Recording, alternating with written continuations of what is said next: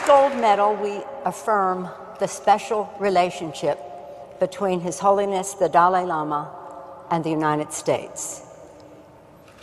It is a relationship that began with a gold watch and a little boy. As a boy, the Dalai Lama enjoyed science and mechanics. Knowing this, President Franklin Roosevelt gave this very young Dalai Lama a watch showing the phases of the moon and the days of the week.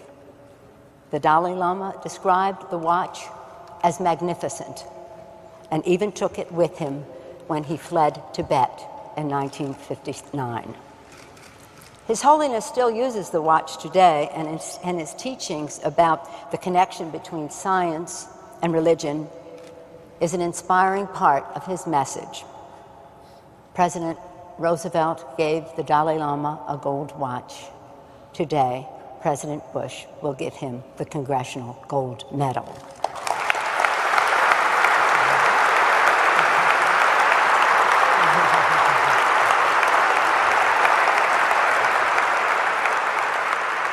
The Dalai Lama has expressed a willingness to visit China to engage directly with the highest level officials.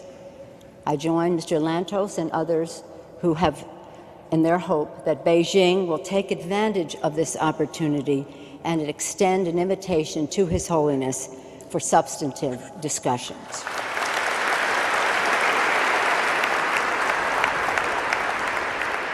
It is easy for us to gather here today to honor the Dalai Lama, especially when we consider how difficult it is for Tibetans to do so. To meet with the Dalai Lama, Tibetans flee the repression in their own country and under the threat of torture and imprisonment for even having a picture of His Holiness, as Senator Mitchell mentioned. They walk for weeks without adequate food or clothing across the freezing Himalayan mountain passes. It is the most perilous escape route on earth. Today, with this gold medal, we honor the Tibetan people again and His Holiness the Dalai Lama for his many enduring and outstanding contributions to peace, nonviolence, human rights, and religious understanding. Your Holiness, you bring luster to this Congressional Award. You bring a challenge to the conscience of the world. And today, you bring peace to the capital of the United States. Congratulations and thank you.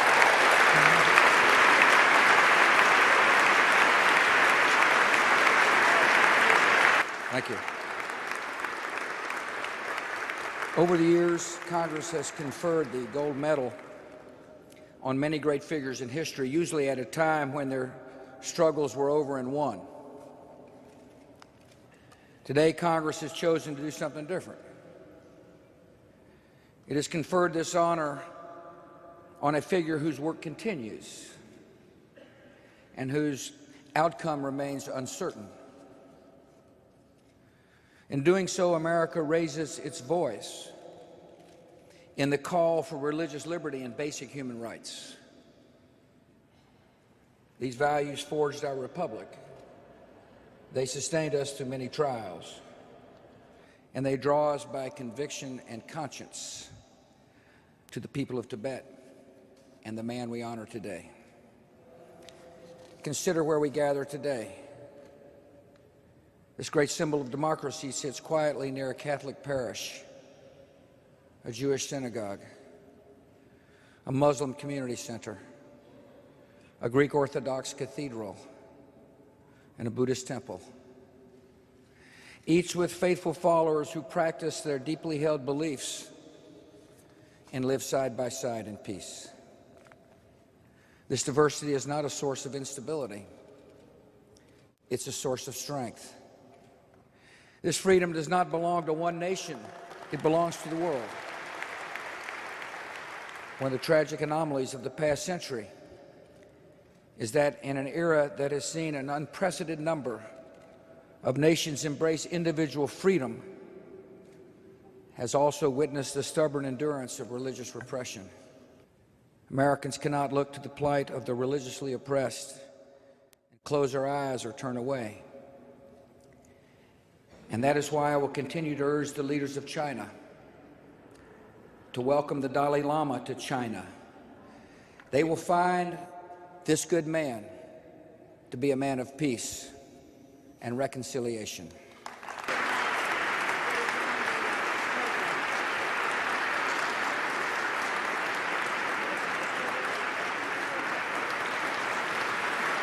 Ladies and gentlemen, His Holiness the 14th Dalai Lama, Tenzin Gyatso. It is a great honor for me to receive the Congressional Gold Medal. This recognition will bring tremendous joy and encouragement to the Tibetan people, for whom I have a special responsibility.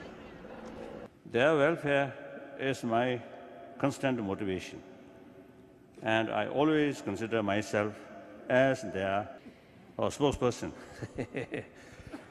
I believe that this award also sends a powerful message to those many individuals who are dedicated to promoting peace, understanding, and harmony. The consistency of American support for Tibet has not gone unnoticed in China, where this has caused some tension in the US-China relations. I feel a sense of regret. Today, I wish to share with you all my sincere hope that the future of Tibet and China will move beyond mistrust on a relationship based on mutual respect, trust, and recognition of common interest. On the future of Tibet, let me take this opportunity to restate categorically that I am not seeking independence. I am seeking a meaningful autonomy for the Tibetan people within the People's Republic of China. If the real concern of the Chinese leadership is the unity and the stability of PRC, I have fully addressed their concern. I have chosen to adopt this position because I believe, given the obvious benefits, especially in economic development, this would be in the best interest for the Tibetan people.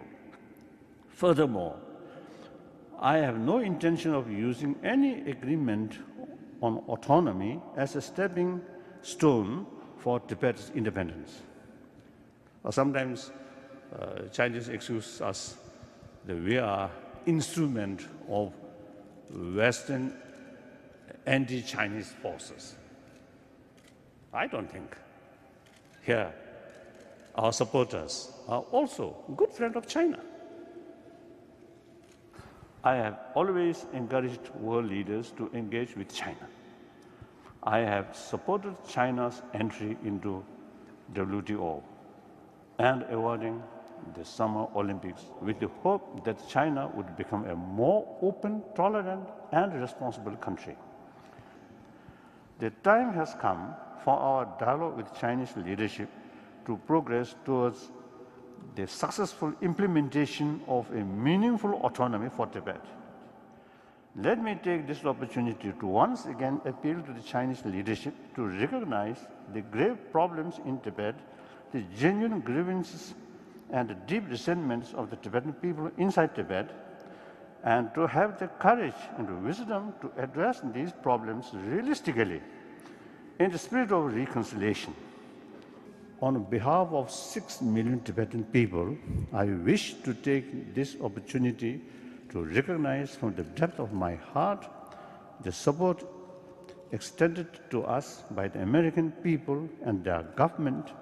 Your continued support is critical. I thank you once again for the high honor that you have bestowed on me today. Thank you very much. As Speaker of the House, it is my honor to welcome you to the steps of the Capitol for this very special occasion. Today, His Holiness the Dalai Lama honored us with his presence, and he came to receive the highest honor that the Congress has to offer, the Congressional Gold Medal. He came and received it from the President of the United States and the leaders of Congress, Democrats and Republicans alike. Because of him, the United States was sending a very clear message, a very clear signal to the People's Republic of China that we want them to receive His Holiness in Beijing for substantive talks. It is now my distinct honor and high privilege to present to you His Holiness the Dalai Lama.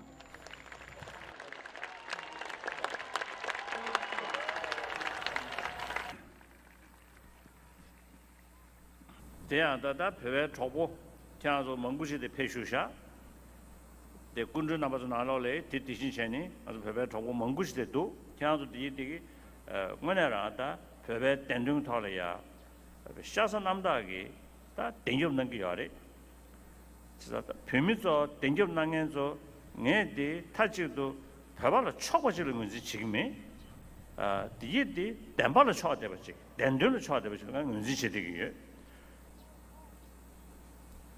저런 이슈가 되나라 땅 안주 냠뇽 첨부치 가르쳐 버렸으나 세월 남는 때네 애니 강에 세트야지다 지금 뇌에 줍쳐서 시작 하고 그러셔 땅 의원의 소리야 또 처음에 남는 때네 애니 즉 다이얼로그 제체 애니 니자로를 니평기 원에 다 전단 두비아서야지 시야마도 타직도 랑겔 샴팜스야디 뭐이네서 걸 누야 매듭시래도 Thank you.